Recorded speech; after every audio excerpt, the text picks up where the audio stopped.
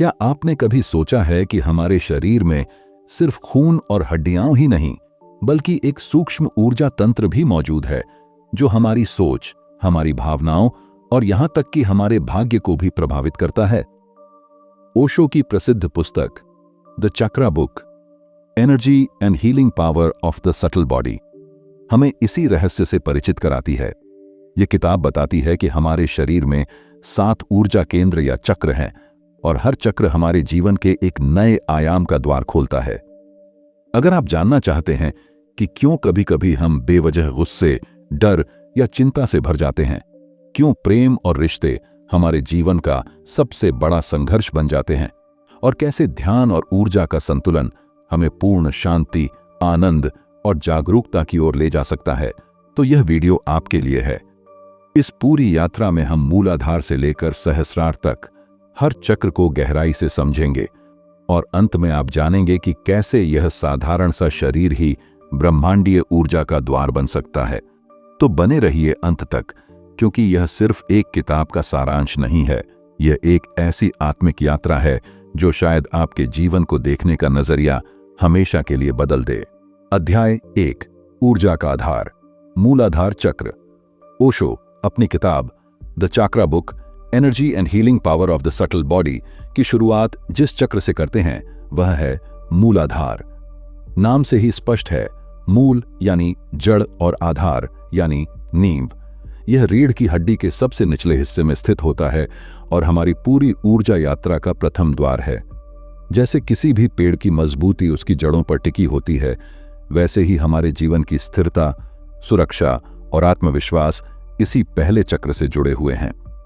मूलाधार चक्र का संबंध हमारी सबसे बुनियादी जरूरतों और प्रवृत्तियों से है। भोजन, नींद, आश्रय, सुरक्षा, धन, काम और जीवित रहने की जिजीविषा, ये सब इसी से संचालित होते हैं। जब यह चक्र संतुलित होता है तब व्यक्ति खुद को स्थिर और सुरक्षित महसूस करता है, उसमें आत्मविश्वास और ऊर्जा का प्रवाह बना रहता है। लेकिन जब यह असंतुलित होता है तो जीवन में डर, असुरक्षा और बेचैनी बढ़ जाती है।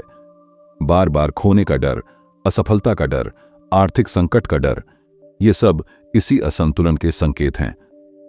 ओशो यहां एक गहरी बात कहते हैं कि बहुत से लोग ऊंचाई तक पहुंचना चाहते हैं, आध्यात्मिकता की उड़ान भरना चाहते हैं, लेकिन उनकी जड़ें ही कमजोर होती हैं। वे भीतर से इतने अस्थिर रहते हैं कि थोड़ी सी विपरीत परिस्थिति आते ही टूट जाते हैं। ऊंचाई पाने के लिए सबसे पहले जमीन को मजबूत करना आवश्यक है। इसीलिए मूलाधार चक्र को मजबूत करना हमारी आध्यात्मिक यात्रा का सबसे पहला और सबसे अनिवार्य कदम है। यह चक्र धरती तत्व से जुड़ा है। ध्यान की शुरुआत अक्सर शरीर और सांस की जागरूकता से होती है, क्योंकि यही हमें धरती से जोड़ता है। धरती से जुड़ाव का अर्थ है अपने अस्तित्व को स्वीकारना, अपने शरीर को सम्मान देना और अपनी जरूरतों को नकारने के बजाय उन्हें पूरी जागरूकता से जीना। ओशो मानते हैं कि मूलाधार चक्र को दबाना या नकारना बेकार है, क्योंकि यही चक्र हमारे भीतर की पूरी यात्रा की नींव रखता है। ओशो इस चक्र के बारे में कहते हैं, अगर तुम अपनी जमीन को मजबूत नहीं करते तो तुम्हारा आकाश में उड़ने का सपना अधूरा रह जाएगा। यह वाक्य हमें याद दिलाता है कि आध्यात्मिक ऊंचाइयां तभी संभव हैं जब हम पहले अपने आधार को मजबूत करें। मूलाधार हमें सिखाता है कि आत्मिक उड़ान का पहला कदम धरती पर स्थिर खड़े होना है। अध्याय 1 के अंत में यही स्पष्ट होता है कि मूलाधार चक्र हमारी जड़ों की तरह है। अगर जड़ें मजबूत हैं तो जीवन का पेड़ हरा भरा होगा, और अगर जड़ें कमजोर हैं तो पूरा पेड़ सूख जाएगा। यह चक्र हमें स्थिरता, सुरक्षा और आंतरिक शक्ति प्रदान करता है। लेकिन अब एक बड़ा सवाल यह है कि जब हमारी नींव मजबूत हो जाए और हम अपने डर और असुरक्षा से मुक्त हो जाएं, तब उसके बाद क्या होता है? क्या जीवन सिर्फ अस्तित्व तक सीमित है, या फिर उसके आगे कोई गहरी यात्रा हमारा इंतजार कर रही है, जहां भावनाएं, संबंध और रचनात्मकता का जन्म होता है? यही रहस्य हम अगले अध्याय यानी अध्याय 2, स्वाधिष्ठान चक्र में समझेंगे। अध्याय 2, भावनाओं और रचनात्मकता का केंद्र, स्वाधिष्ठान चक्र। मूलाधार चक्र हमें अस्तित्व की स्थिरता और धरती से जुड़ाव देता है, लेकिन जीवन केवल जीवित रहने का नाम नहीं है। अस्तित्व से परे भी एक गहराई है, जहां भावनाएं, आनंद और रचनात्मकता का जन्म होता है। यही अगला पड़ाव है, स्वादिष्ठान चक्र। यह चक्र नाभि के ठीक नीचे निचले उदर भाग में स्थित है और इसका संबंध जल तत्व से है। जैसे जल हमेशा प्रवाहमान रहता है, वैसे ही यह चक्र भी हमारे जीवन में प्रवाह, लचीलापन और भावनात्मक ऊर्जा को दर्शाता है। स्वादिष्ठान चक्र का संबंध हमारी भावनाओं, संवेदनाओं, रिश्तों और कामुकता से है। ओशो कहते हैं कि यह चक्र जीवन में आनंद लेने की क्षमता प्रदान करता है। अगर हम अपनी संवेदनाओं और भावनाओं को दबाते हैं तो यह चक्र असंतुलित हो जाता है। परिणाम स्वरूप व्यक्ति भीतर से खोखला और असंतुष्ट महसूस करता है। लेकिन जब यह चक्र खुला और संतुलित होता है, तब मनुष्य अपने रिश्तों को गहराई से जीता है, सृजनशील बनता है और जीवन की हर छोटी चीज में आनंद अनुभव करता है। कामुकता इस चक्र का एक अहम पहलू है, लेकिन ओशो स्पष्ट करते हैं कि इसे केवल शारीरिक या वर्जित दृष्टि से नहीं देखना चाहिए। कामुकता जीवन की सबसे स्वाभाविक ऊर्जा है और यदि इसे दबा दिया जाए तो यह विकृत रूप लेकर सामने आती है। ओशो कहते हैं, ऊर्जा को दबाने से वह नष्ट नहीं होती, बल्कि और गहरे स्तर पर मनुष्य को बांधने लगती है। इसलिए आवश्यक है कि हम अपनी कामुकता को जागरूकता के साथ स्वीकारें और उसे एक रचनात्मक, प्रेमपूर्ण रूप में प्रवाहित करें। यही ऊर्जा कला, संगीत, कविता और सृजनशीलता के रूप में भी प्रकट हो सकती है। स्वादिष्ठान चक्र हमें यह भी सिखाता है कि जीवन सिर्फ कर्तव्यों और जिम्मेदारियों तक सीमित नहीं है। इसमें आनंद और खेल भी उतने ही जरूरी हैं। जब यह चक्र असंतुलित होता है तो व्यक्ति या तो भावनाओं में डूब जाता है और नियंत्रण खो देता है, या फिर पूरी तरह भावनाहीन होकर ठंडा और कठोर बन जाता है। संतुलन की स्थिति में व्यक्ति भावनाओं का आनंद लेता है, लेकिन उनमें खोता नहीं। वह रिश्तों को जीता है, लेकिन उनमें बंधता नहीं। ओशो के अनुसार स्वादिष्ठान चक्र का रहस्य है जीवन को प्रवाह की तरह जीना। जिस तरह नदियां रुकती नहीं, मुड़ती हैं, बहती हैं और सागर तक पहुंच जाती है, उसी तरह हमें भी जीवन को बहने देना चाहिए। आनंद को दबाने के बजाय उसे जीना, भावनाओं को नकारने के बजाय उन्हें समझना और रचनात्मकता को रोकने के बजाय उसे व्यक्त करना, यही इस चक्र की असली साधना है। अध्याय 2 का निष्कर्ष यही है कि जब हम अपनी जमीन पर स्थिर हो जाते हैं और सुरक्षा का भाव पा लेते हैं, तब अगला कदम है जीवन को जीना, उसका स्वाद लेना और रचनात्मकता को प्रकट करना। स्वादिष्ठान चक्र हमें बताता है कि अस्तित्व का मतलब केवल जीवित रहना नहीं है, बल्कि जीवन में रस लेना भी है। लेकिन अब प्रश्न उठता है, क्या जीवन सिर्फ आनंद और भावनाओं तक ही सीमित है? क्या मनुष्य केवल रिश्तों और सुख में बंध कर रह जाता है, या फिर इसके आगे भी कोई ऐसा केंद्र है जो हमें अपनी पहचान, अपनी शक्ति और अपने वास्तविक अस्तित्व का बोध कराता है? यही प्रश्न हमें ले जाएगा अगले पड़ाव की ओर। अध्याय 3 मणिपुर चक्र, जहां हम आत्मविश्वास, शक्ति और इच्छा शक्ति के रहस्यों को समझेंगे। अध्याय 3 आत्मविश्वास और शक्ति का केंद्र, मणिपुर चक्र। जब हम धरती पर स्थिर हो जाते हैं और जीवन के आनंद को प्रवाह की तरह जीना सीख लेते हैं, तब हमारी यात्रा हमें तीसरे केंद्र की ओर ले जाती है, मणिपुर चक्र। यह चक्र नाभि क्षेत्र में स्थित है और इसका संबंध अग्नि तत्व से है। जैसे अग्नि ऊर्जा, प्रकाश और परिवर्तन का प्रतीक है, वैसे ही मणिपुर चक्र हमारे भीतर की व्यक्तिगत शक्ति, इच्छा शक्ति और आत्मविश्वास का केंद्र है। ओशो बताते हैं कि यह चक्र हमारे मैं या व्यक्तिगत पहचान से गहराई से जुड़ा है। यही वह स्थान है जहां हम अपनी अलग अस्तित्व भावना को पहचानते हैं, जहां से हम कहते हैं, यह मैं हूं। अगर यह चक्र संतुलित हो तो व्यक्ति दृढ़ इच्छा शक्ति वाला, आत्मनिर्भर और आत्मविश्वासी बनता है। वह अपनी पहचान को लेकर सहज रहता है और अपने लक्ष्यों को पाने के लिए ऊर्जा से भरा हुआ महसूस करता है। लेकिन जब यह असंतुलित होता है तो व्यक्ति या तो अत्यधिक अहंकारी और नियंत्रक बन जाता है, या फिर भीतर से इतना कमजोर कि हर स्थिति में हार मान लेता है। मणिपुर चक्र का सबसे बड़ा उपहार है शक्ति का संतुलन। शक्ति का अर्थ केवल दूसरों पर शासन करना नहीं, बल्कि अपनी ऊर्जा को सही दिशा में ले जाना है। ओशो कहते हैं कि जब यह चक्र संतुलित होता है तो व्यक्ति भीतर से मजबूत और स्पष्ट होता है। वह गुस्से या प्रतिस्पर्धा में नहीं बहता, बल्कि अपनी शक्ति को रचनात्मकता और आत्मविकास में लगाता है। अग्नि का स्वभाव है जलना, और यह जलन विनाश भी कर सकती है और प्रकाश भी दे सकती है। मणिपुर चक्र हमें यही चुनाव देता है कि अपनी अग्नि को किस ओर ले जाना है। ओशो यह भी समझाते हैं कि मनुष्य का अहंकार और शक्ति की भूख अक्सर इसी चक्र में फंसी रहती है। अगर शक्ति का सही उपयोग न हो तो यह व्यक्ति को दूसरों को दबाने, झूठी पहचान बनाने और नियंत्रण की प्रवृत्ति में बांध देती है। लेकिन जब यह चक्र जागरूकता से संतुलित होता है, तब व्यक्ति शक्ति का इस्तेमाल अपने आत्मविकास, दूसरों की मदद और आंतरिक स्वतंत्रता के लिए करता है। मणिपुर चक्र का असंतुलन कई रूपों में दिखाई देता है। कभी यह अति गुस्से और हिंसा में, कभी आलस्य और आत्मसंदेह में। इसका संतुलन हमें यह सिखाता है कि शक्ति का सही अर्थ है खुद को पहचानना और अपने भीतर के केंद्र से कार्य करना। आत्मविश्वास का मतलब घमंड नहीं, बल्कि अपनी सच्ची ताकत को जानना और उसे सही दिशा देना है। अध्याय 3 का सार यही है कि जब हम अपने अस्तित्व को स्थिर कर चुके हों और जीवन की भावनाओं का आनंद ले चुके हों, तो हमें अपनी पहचान और शक्ति को जागरूकता के साथ संभालना होता है। मणिपुर चक्र हमें सिखाता है कि सच्ची शक्ति वही है जो भीतर से आती है और जो अहंकार से मुक्त होती है। लेकिन अब सवाल यह उठता है, जब व्यक्ति अपनी शक्ति और पहचान को जान लेता है, तब उसके भीतर प्रेम और करुणा की यात्रा कैसे शुरू होती है? क्या शक्ति का मार्ग केवल व्यक्तिगत विजय तक सीमित है, या फिर वह हमें दूसरों के साथ हृदय से जुड़ने की क्षमता भी देता है? यही रहस्य हमें अगले पड़ाव पर ले जाएगा। अध्याय 4, अनाहत चक्र, जहां प्रेम, करुणा और मानवता की गहराई को समझा जाएगा। अध्याय 4, प्रेम और करुणा का केंद्र, अनाहत चक्र। मणिपुर चक्र तक की यात्रा हमें स्थिरता, आनंद और शक्ति का अनुभव कराती है, लेकिन जीवन की ऊर्जा का सबसे सुंदर और परिवर्तनकारी पड़ाव है अनाहत चक्र, जिसे हम हृदय चक्र भी कहते हैं।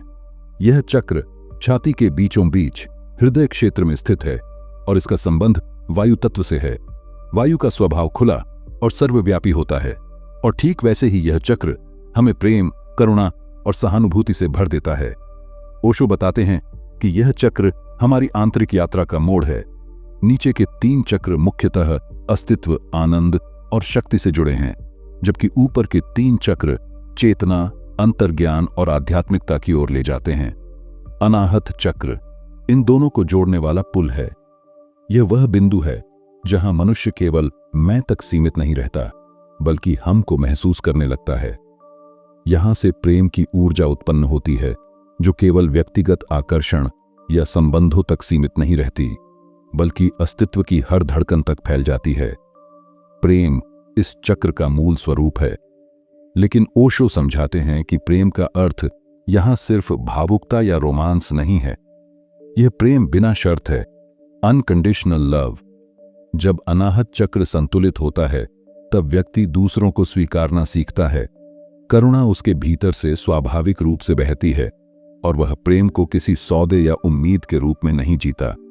लेकिन जब यह चक्र असंतुलित होता है, तब या तो व्यक्ति भावनात्मक रूप से ठंडा और अलग थलग हो जाता है, या फिर रिश्तों में अत्यधिक आसक्त और निर्भर बन जाता है। ओशो कहते हैं कि अनाहत चक्र का सही संतुलन हमें यह अनुभव कराता है कि प्रेम कोई किया जाने वाला काम नहीं है, बल्कि वह जीवन की स्वाभाविक अवस्था है। जैसे फूल से सुगंध बिना प्रयास के निकलती है, वैसे ही हृदय से प्रेम बहना चाहिए। इस अवस्था में व्यक्ति केवल अपने प्रियजनों से ही नहीं, बल्कि पूरे अस्तित्व से जुड़ाव महसूस करता है। पेड़ पौधों से, पक्षियों से, आसमान से, हर उस चीज से जो जीवन को संभव बनाती है। अनाहत चक्र का रहस्य यह है कि यह हमें शक्ति से प्रेम की ओर ले जाता है। मणिपुर में जहां शक्ति और अहंकार का संघर्ष था, वहीं अनाहत में वह शक्ति करुणा में बदल जाती है। यह वह पड़ाव है जहां मनुष्य अपने अहंकार को ढीला छोड़ना शुरू करता है और पहली बार दूसरों के लिए जीने का आनंद खोजता है। यह चक्र खुलते ही रिश्तों की गुणवत्ता बदल जाती है। रिश्ते बोझ या अपेक्षा नहीं रहते, बल्कि स्वतंत्रता और आनंद का स्रोत बन जाते हैं।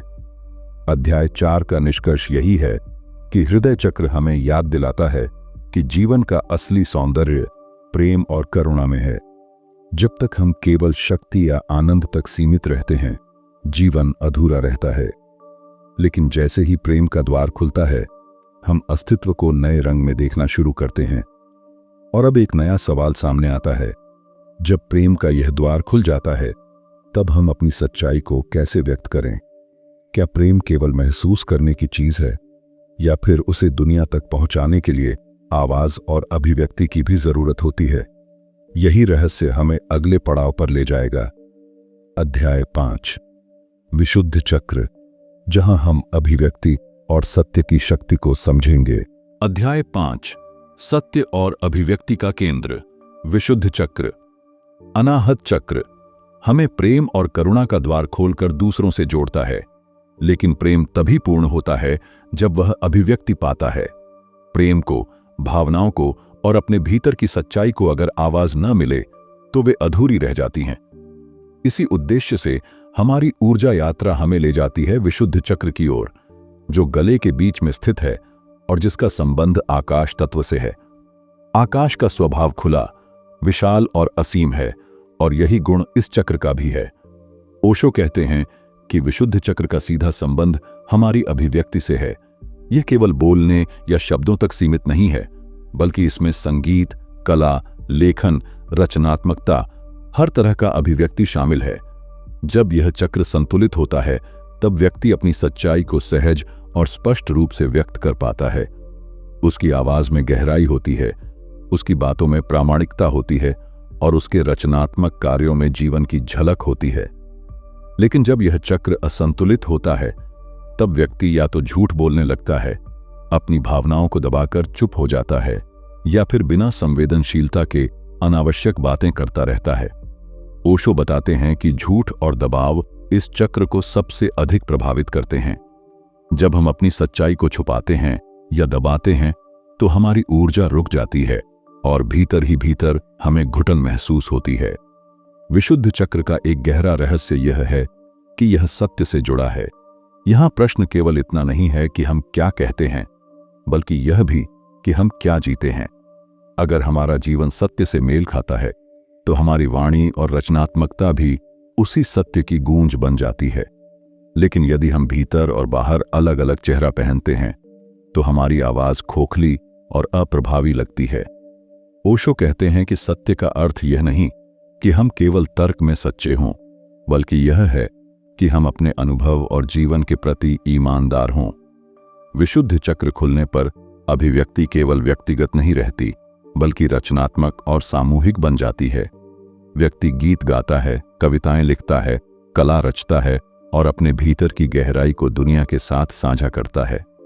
यह चक्र हमें यह अनुभव कराता है कि सच्ची रचनात्मकता केवल मन की उपज नहीं है, बल्कि चेतना की गहराई से बहने वाली ऊर्जा है। अध्याय 5 का सार यही है कि विशुद्ध चक्र हमें अभिव्यक्ति और सत्य की शक्ति देता है। यह हमें सिखाता है कि जीवन का आनंद और प्रेम तभी पूर्ण होते हैं जब वे दुनिया तक पहुंचते हैं। अभिव्यक्ति केवल दूसरों तक संदेश पहुंचाने का साधन नहीं, बल्कि यह हमारे अपने विकास का भी हिस्सा है। क्योंकि जब हम भीतर की सच्चाई को बाहर लाते हैं, तभी हम सचमुच हल्के और मुक्त होते हैं।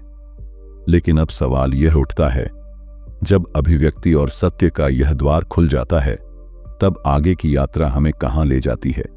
क्या मनुष्य की खोज केवल शब्दों और कला तक सीमित है, या उसके भीतर कोई ऐसी दृष्टि भी है जो आंखों से नहीं बल्कि चेतना से देखती है?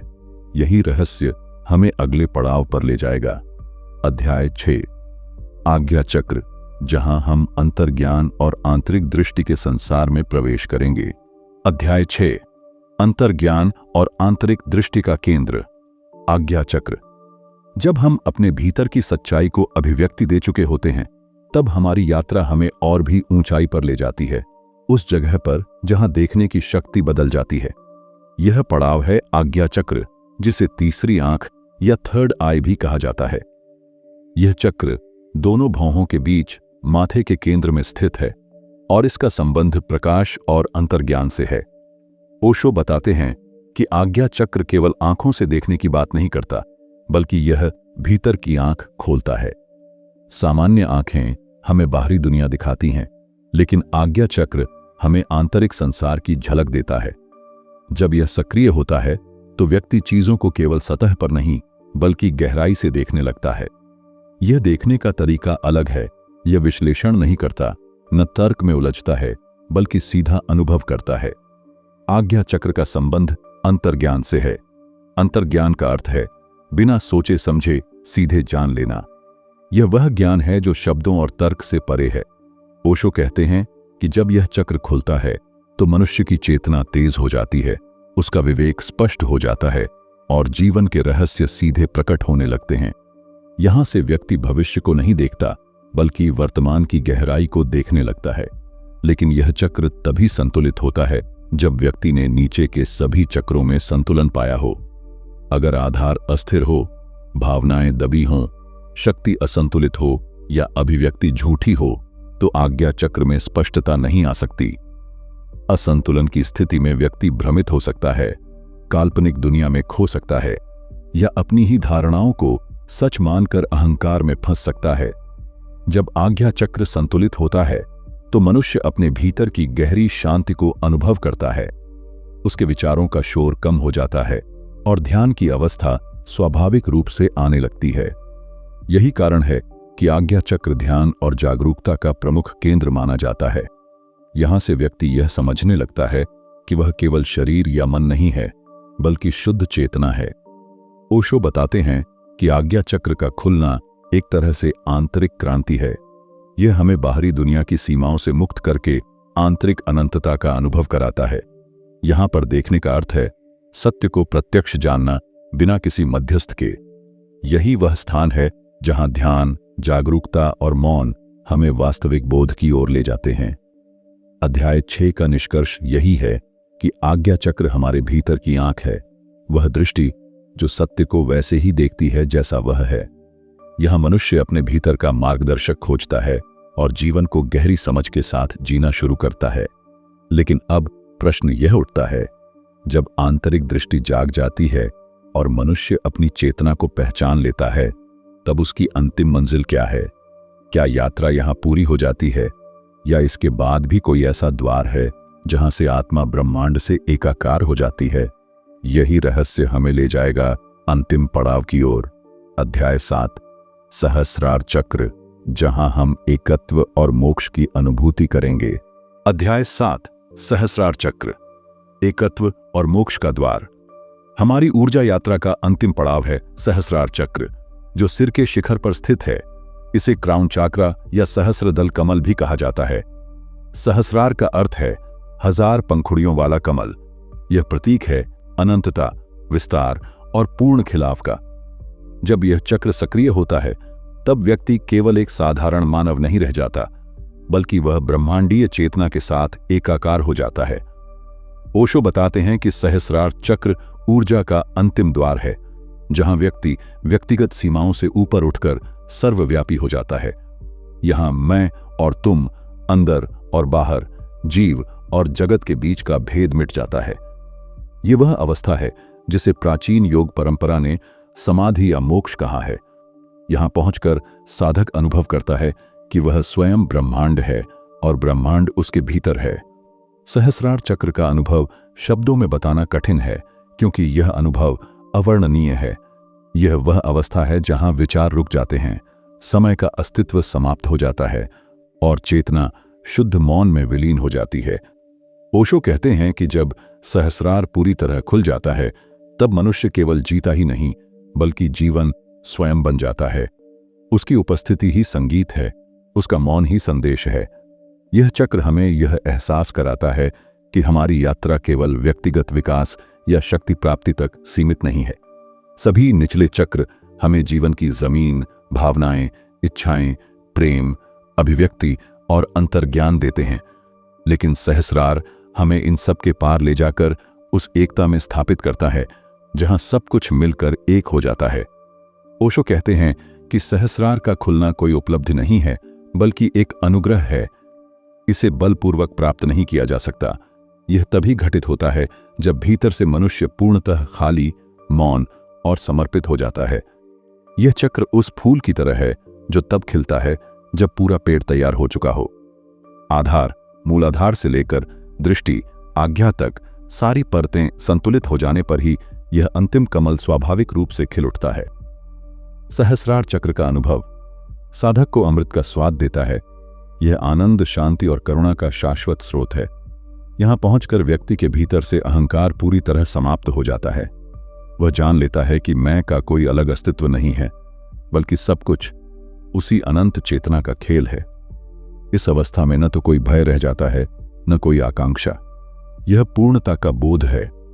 आध्यात्मिक दृष्टि से देखें तो सहस्रार चक्र केवल मोक्ष ही नहीं देता, बल्कि जीवन को नया दृष्टिकोण भी प्रदान करता है। अब साधक जीवन को समस्या नहीं, बल्कि एक उत्सव की तरह जीता है। उसकी दृष्टि में हर पल एक आशीर्वाद है, हर संबंध एक अवसर है और हर अनुभव अस्तित्व की लीला है। ओशो बार बार यह स्पष्ट करते हैं कि सहस्रार तक की यह यात्रा किसी धर्म या परंपरा की बंधन से जुड़ी नहीं है। यह मनुष्य की अस्तित्व यात्रा है। कोई भी व्यक्ति, चाहे उसका विश्वास या संस्कृति कुछ भी हो, इस शिखर तक पहुंच सकता है, बशर्ते वह अपने भीतर के द्वार खोलने को तैयार हो। अध्याय 7 का सार यही है कि सहस्रार चक्र हमारे भीतर की दिव्यता और ब्रह्मांडीय चेतना का मिलन बिंदु है।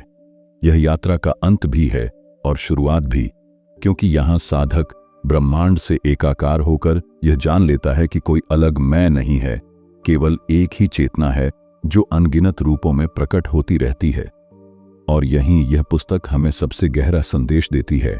हमारी खोज बाहर कहीं नहीं है, वह सब कुछ पहले से ही हमारे भीतर है। सहस्रार चक्र खुलते ही यह रहस्य स्पष्ट हो जाता है कि हम हमेशा से वही थे जिसकी तलाश कर रहे थे। तो मित्रों, यह थी ओशो की पुस्तक the chakra book, energy and healing power of the subtle body की अंतिम यात्रा। यह हमें सिखाती है कि ऊर्जा के सातों द्वार केवल शरीर या मन की बातें नहीं हैं, बल्कि ये जीवन की पूरी समझ और पूर्णता की ओर ले जाने वाले कदम हैं। सहस्रार हमें यह याद दिलाता है कि जीवन केवल जीने के लिए नहीं, बल्कि अनुभव करने और अस्तित्व के साथ एक होने के लिए है।